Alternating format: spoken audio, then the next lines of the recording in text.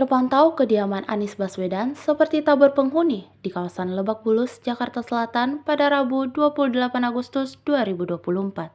Diketahui Anies batal diusung sebagai Cagup Jakarta oleh PDIP.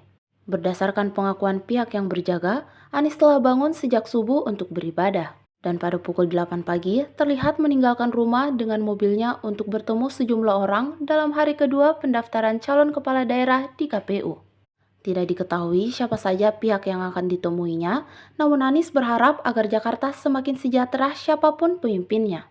Telah menjadi sorotan, Anies Baswedan sempat digadang sebagai calon terkuat yang akan mewakili PDIP di Pilkada 2024. Namun hal itu terbantahkan setelah PDIP resmi memberi tiket Pilkada kepada Pramono Anung Rano Karno sebagai Cagup-Cawagup Jakarta.